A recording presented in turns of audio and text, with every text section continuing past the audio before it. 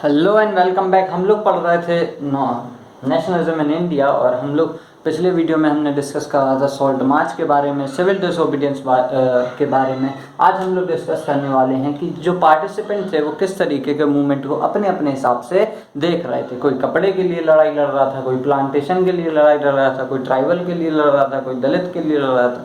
सब अपने अपने लिए लड़ रहे थे, इसीलिए देश आज़ाद नहीं हो पाया। तो अपन लोग पहला क्या देखेंगे, how participants saw the movement. पहले इसमें आते हैं इंडियन मर्चेंट और इंडस्ट्रियलिस्ट। इसमें मतलब सीधा सीधा है, बड़े बड़े लोग और बड़े बड़े व्यापारी आएंगे। देखो समझो बात को, बड़े बड़े लोग क्या थे भैया, कांग्रेस ने बड़े बड़े लोगों को ही जगह दी थी, अभी भी दे रही है क्या भैया, ठीक है। तो भैया इसमें कौन आते थे, ज़्यादातर बिजनेसमैन लोग आते थे। आप देखोगे फर्स्ट वर्ल्ड वॉर के टाइम पे जो बिजनेस था एकदम क्या इंडस्ट्रियल्स वगैरह थे, मर्चेंट्स वगैरह थे। अब देखो बाहर से चीज़ें आ नहीं रही थी क्योंकि ब्रिटेन तो अपनी लड़ाई में विदा हुआ था। तो यहाँ के जो इंडस्ट्रियलिस्ट थे इन्होंने इस मौके का फ़ायदा उठाया, अपना जो बिजनेस है उसको ग्रो करना चालू कर दिया। उसके बाद जब एक बार शेर के मुँह से खून लग जाता है तो उनने वही काम करा, इनके मुँह से पैसा लग गया थ्रू, ठीक है। इनने क्या कर दिया भैया, अपना बिजनेस आगे बढ़ाना चालू कर दिया। धीमे धीमे जो चीज़ें हैं इनको उस चीज़ की आदत पड़ती गई और फिर इनको क्या होने लगा, अब ब्रिटिश कॉलोनीज के खिलाफ इनको अगेंस्ट में जाने का एक मौका, मतलब वजह मिल गई। पहले इनके पास वजह नहीं थी, अब इनके पास वजह हो गई। इसीलिए क्या हो गया, जितनी भी ब्रिटिश पॉलिसीज इनके लिए इनके खिलाफ चलती थी उसके खिलाफ होने लगे। धीमे धीमे ब्रिटिश कॉलोनीज का जो सपोर्ट होता था इनने बिल्कुल बंद कर दिया। वैसे पहले क्या होता था, ब्रिटिश वाले जो कहते थे ये लोग बनाना चालू कर देते थे, लेकिन अब इनने इस चीज़ का क्या कर दिया, बहिष्कार कर दिया और पूरी चीज़ों को धीमे धीमे खत्म करने लगे। इसके बाद क्या हुआ, अपना बिजनेस था धीमे धीमे और फैलाते चले जा रहे थे। इंडिया में तो इतना इनका बिजनेस चल ही रहा था, संग में अब्रॉड भी अपना बिजनेस फैलाते चले जा रहे थे। तो इससे क्या होने लगा, धीमे धीमे जैसे इनका बिजनेस बढ़ने लगा तो बिजनेस बढ़ने की वजह से आप देखेंगे इनको क्या चाहिए था, फॉरेन ट्रेड्स पे प्रोटेक्शन चाहिए था। क्या चाहिए था, फॉरेन मतलब बाहर से जो चीज़ें अपने देश में आती हैं। अब देखो ज़्यादा देशों से जब अपने यहाँ चीज़ें आएंगी तो नॉर्मल सी बात है, अपने यहाँ तो वैसे भी बहुत ज़्यादा कोई बढ़ोतरी है नहीं, तो दूसरे देश वाले क्या कर लेंगे, अपने पे वैसे ही कब्जा कर लेंगे। तो इनको क्या चाहिए था, इंपोर्ट पे प्रोटेक्शन चाहिए था कि बाहर से अगर कोई चीज़ आती है तो उस पर गवर्नमेंट क्या करते, टैक्स बढ़ाते, जिससे क्या हो जाए कि इंडिया की जो चीज़ है वो दूसरों के मुकाबले सस्ती बनी रहे, इससे इंडिया वाले अपनी चीज़ें भी इस्तेमाल कर सकें ताकि उन्हें दूसरी चीज़ों में इंटरेस्ट भी ना आए, क्योंकि मेन मुद्दा है पैसा कम होना चाहिए। इसके बाद क्या होने लगा, जो भैया हमारा रुपी टू डॉलर का रेशियो है धीमे धीमे क्या होने लगा था, बढ़ने लगा। रेशियो बढ़ेगा का, रुपी का प्राइस क्या होने लगा था, धीमे धीमे बढ़ने लगा था as compare to the dollar. आज के टाइम पे तो डॉलर का मतलब रुपये बहुत ज़्यादा हो गया, मतलब महंगाई अपनी ज़्यादा हो गई, इसीलिए ये प्रभाव मतलब ये जो रेशियो है वो क्या मिलने लगेगा, आपको ज़्यादा देखने को मिलने लगेगा। जैसे जैसे ग्रोथ बढ़ती चली जाएगी रुपया जो है इसकी वैल्यू भी बढ़ती चली जाएगी, ठीक है। इसके बाद आता है इनने क्या बना दी, अपनी सोसाइटी बनाना चालू कर दी। जैसे पहली सोसाइटी का नाम था इंडियन इंडस्ट्रियलिस्ट, जो कि बनी थी आपकी 1920 में। फिर जो अगली आती है कमर्शियल कांग्रेस। देखो कांग्रेस मतलब होता है लोगों का संगठन, ना कि कांग्रेस पार्टी, ठीक है। तो ये भी कब बनी थी, 1920 में। इसके बाद इनने क्या बनाई, federation of the Indian corporation, federation of the Indian chamber of commerce and industries, ठीक है। इसको क्या बोला गया, फिस्सी। ये कब बनी भैया, 1930 में बन के तैयार हो गई। फिस्सी कब बन के तैयार हो गई भैया, 1930 में बन के तैयार हो गई। इसके बाद आते हैं आपके पुरुषोत्तम ठाकुर दास आते हैं, और जीडी बिरला, यही टाटा बिरला अंबानी वाले यही थे जीडी बिरला। इन्होंने क्या करा था, अपनी खुद की इंडस्ट्रीज वगैरह थी जो चालू करी थी। पहली बार में जो नॉन कॉपरेशन मूवमेंट चालू हुआ था उनमें उसमें भाग लिया था। इनने उस मूवमेंट को सपोर्ट भी करा था बहुत ज़्यादा, क्योंकि ये भी क्या थे, जो ब्रिटिश रूल था, कॉलोनियल रूल जो था वो उसके बहुत ही ज़्यादा खिलाफ थे। संग में क्या चाहते थे, पैसा भी कमाना चाहते थे, जिस वजह से भी ब्रिटिश के खिलाफ थे, क्योंकि ब्रिटिश क्या लेती थी, इनसे टैक्स वगैरह लेती थी, जिसकी वजह से इनका जो व्यापार था वो भी नहीं बढ़ पाता, मतलब इनको फ़ायदा नहीं हो पाता, टैक्सेस वगैरह ज़्यादा लगते थे तो इतना ज़्यादा सक्सेसफुल नहीं हो पा रहे थे। इसके बाद क्या हुआ, ये जो मूवमेंट था बिजनेसमैन के द्वारा चलाया गया। धीमे धीमे जो बिजनेसमैन है इनने क्या करा, नॉन कॉपरेशन मूवमेंट में भी पार्ट लिया। सिविल डिसोबीडियंस मूवमेंट जब पहली बार लॉन्च करा गया तो उसमें भी पार्ट लिया। लेकिन आप देखेंगे स्टार्टिंग में इनको बिजनेसमैनों को कांग्रेस में क्यों रखा जाता था, क्योंकि ये क्या करते हैं, चुनाव के टाइम पे मदद करते थे, आज भी करते हैं। बिजनेसमैन वगैरह कांग्रेस में क्यों रखा गया, क्योंकि ये लोग क्या करते थे, सीधा सीधा पार्टी को चुनाव में चुनाव उतने टाइम चुनाव नहीं होते थे, तो ये लोग क्या करते थे, उसमें मदद करते थे। फाइनेंशियल क्राइसिस जब भी आएगा पैसा ज़रूरी, इवन आप जनता कितनी भी हो, पैसा नहीं होगा तो क्या खाओगे। तो भैया क्या करते थे लोग, फाइनेंशियल क्राइसिस के टाइम पे यही लोग साथ दे सकते थे, गरीब लोग इसका साथ नहीं दे सकते।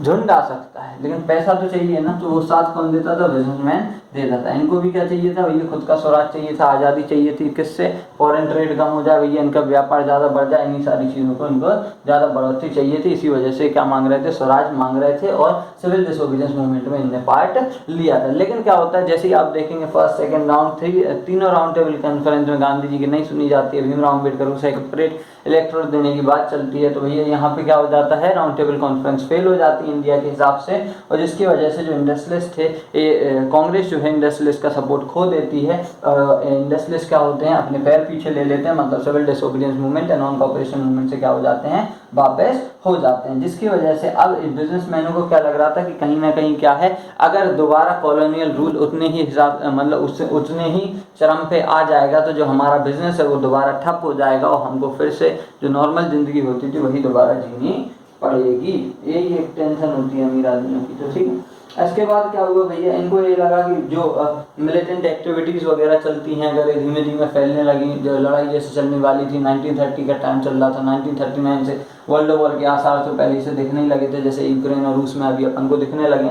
तो उतने टाइम पे भी जो मिलिटेंट एक्टिविटीज़ वगैरह चल रही थी, संग में आप देखेंगे कि क्या कहते हैं उसको यार, जैसे जैसे जो सोशलिज्म था एक और सामाजिकता जो थी ये बढ़ती चली जा रही थी यंगर मेंबर ऑफ कांग्रेस में, तो इनको कहीं ना कहीं क्या लगने लगा था, डर लगने लगा था कि जो हमारा प्रभाव है वो धीमे धीमे कम होता चला जा रहा है। ठीक, इतनी बातें समझ में आ गई। अब इसको मिटाते हैं, हम लोग आएंगे इसके दूसरे पार्ट पे। चलिए भैया, हम मिटा के लिख के दोबारा वापस आ चुके हैं। सेकंड क्लास आती है जो है इंडस्ट्रियल वर्किंग क्लासेस, इसको शुद्ध भाषा में बोलो लेबर, जो कि क्या करती थी, फैक्ट्रीज में काम करती थी। भैया लेबर वगैरह क्या थे, सिविल डिसोबीडियंस मूवमेंट और नॉन कॉपरेशन मूवमेंट दोनों में साथ नहीं देते हैं, एक्सेप्ट कुछ जगह को, जो कि जैसे कि आप देखेंगे नागपुर, इवन कुछ जगहों पे लेबर्स में कुछ लेबर जो थे उनने पार्ट लिया भी था, जो कि गांधी फिलोसफी पे चलते थे, उनने क्या करा था, पार्ट लिया भी था, लेकिन मोस्ट ऑफ नहीं लिया था एक्सेप्ट द नागपुर रीजन। भैया ये क्या थे भैया, इंडस्ट्रियलिस्ट लेबर क्या होता था, मोस्टली फैक्ट्रीज में काम करने वाला।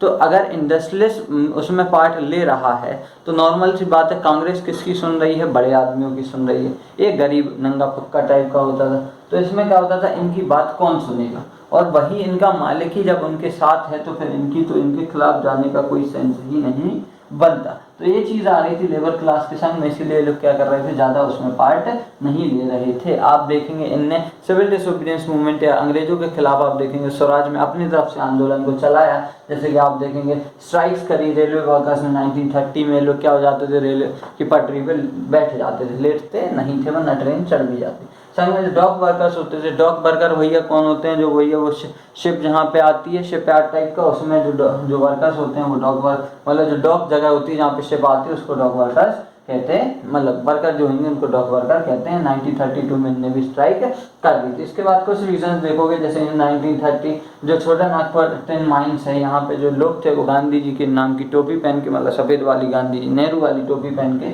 गांधी जी वाली टोपी पहन के ये क्या कर गए थे, निकल गए थे, और इनने रैलीज वगैरह बॉयकॉट मूवमेंट्स में बहुत ज़्यादा सपोर्टिव तरीके से पार्ट लिया था। संघ में गांधी जी को भी बहुत ज़्यादा सपोर्ट कर रहे थे, लेकिन जो कांग्रेस है इनने इनकी एक भी न सुनी, मतलब इनने इतना ज़्यादा इनको भाव नहीं डाला। ठीक है, क्यों नहीं डाला भैया, क्योंकि इनके पास पैसा ही नहीं होता था। जो इंडस्ट्रियलिस्ट होते थे उनके पास मेन पैसा होता था, जरूरत किस चीज़ की आती थी, पैसे की आती थी, इसीलिए इन लोगों को ज़्यादा शामिल नहीं करा जाता था। वरना क्योंकि इनको शामिल करेंगे तो इंडस्ट्रियलिस्ट भड़क जाएंगे, और इंडस्ट्रियलिस्ट भड़क जाएंगे तो फंडिंग कहाँ से आएगी, तो कांग्रेस में क्या आ जाएगा, फाइनेंशियल क्राइसिस आ जाएगा।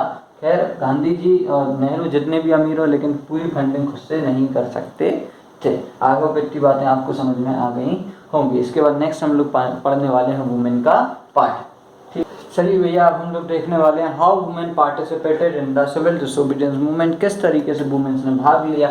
तो पहला आता है कि अपन लोग देखेंगे कि यहाँ वुमेन्स जो थे बहुत ही ज़्यादा लार्ज स्केल पार्टिसिपेशन होता है वुमेन का, मतलब देखोगे आप बहुत ही ज़्यादा बड़े लेवल पे जो वुमेन होती हैं वो क्या लेती हैं, सिविल डिसोबीडियंस मूवमेंट में, इवन नॉन कॉपरेशन मूवमेंट में भी पार्ट लेती हैं। एनी बसंत, सरोजिनी नायडू, ये लोग क्या होते हैं, सब खुल के सामने आते हैं, लोग मार्चेस करती हैं, मार्च होते हैं इनके, ठीक है, मार्च मतलब संघ में प्रोटेस्ट टाइप का एक होता है। सन में सॉल्ट मार्च में वुमेन पार्ट लेती हैं। मैं आपको एक शॉर्ट्स बना के दे चुका हूँ, आप वो भी देख सकते हैं, मैं पिन कर दूंगा। इसके बाद जो क्या होती है, लिकर शॉप्स और फॉरेन क्लॉथ्स की जो शॉप होती है, इनको क्या कर दिया जाता है, पिकेटेड कर दिया जाता है। पिकेटेड का मतलब होता है कि भैया इनकी एंट्री और एग्जिट्स होती है उसको बंद कर देते हैं। और सीधी सी बात है, जब बॉयकॉट चल रहा है, जब चीज़ें बिकेंगी नहीं तो आएंगी ही काय को, ठीक है। इसके बाद इनको क्या हो जाती है, बहुत सारी वुमेन जेल भी चली जाती है। भाई है, इनको लगता है कि जेल भी देख के हमको आना चाहिए, तो जेल भी खैर वो मजाक की बात है, इनको क्या कर दिया जाता है, मूवमेंट के कारण जेल में डाल दिया जाता है। आप देखेंगे जो अर्बन एरिया से, शहरों से क्या होती हैं, जो महिलाएं जो हाई कास्ट फैमिली से आती हैं, वो क्या करती हैं, इसमें मूवमेंट में पार्ट लेती हैं। रूरल एरिया से भी आप वही देखेंगे, पीजेंट है, जमींदार हैं, बड़े बड़े जो किसान होते हैं, उनकी जो महिलाएं होती हैं वही पार्ट लेती हैं। तो इसमें एक ड्रॉबैक क्या था भैया, जो पुअर फैमिलीज की महिलाएं थी वो क्या करती थी, अपन में इसमें पार्ट नहीं ले रही थी, या फिर जो मिडिल क्लास की महिलाएं थी वो भी इसमें पार्ट नहीं ले रही थी। मतलब उतना ज़्यादा महिलाओं को बढ़ावा उतने टाइम पे नहीं मिल रहा था, ठीक है। तो इनने क्या माना, जो भैया हमारी ड्यूटी है for the nation is a sacred duty for the women, nation के लिए इनने भी क्या माना कि हमारी जो ड्यूटी है वो हमारे देश को बचाना पहले है एज कम्पेयर टू द हमारा घर। लेकिन आप देखेंगे उतने टाइम पे भी जब वुमेन ने इतना ज़्यादा पार्ट लिया, पार्टिसिपेशन करा सिविल डिसोबीडियंस मूवमेंट में, फिर भी जो इनका गांधी जी का, कांग्रेस का, या फिर आप पूरी दुनिया का नज़रिया का इनके लिए फिर भी नहीं बदला। दैट मीन्स जो इनकी पोजीशन थी, जो सोसाइटी में पोजीशन थी, वो उतने टाइम पे भी वही की वही बनी रही। आप देखेंगे इवन इतना सारा पार्ट गांधी जी ने भी सपोर्ट करा, लेकिन गांधी जी के जो व्यूज़ थे वुमेन के लिए वो सेम टू सेम ही थे कि इनको घर पे रहना चाहिए, घर का ही काम, मतलब जो केयर है उसके लिए ये वुमेन्स का ही होता है। सन में जो बहुत लंबे टाइम तक देखो कांग्रेस में भी महिलाओं को बहुत ज़्यादा जगह दी नहीं गई है। तो आप लोग समझ गए होंगे how participants of the movements. ये था हमारा आज का टॉपिक। इसके बाद हम लोग लगभग 3 या 4 टॉपिक्स में, मतलब 3 या 4 पार्ट में जो वीडियो है, मतलब ये चैप्टर है, एक ख़त्म आपका हो जाएगा। Thanks for watching this video.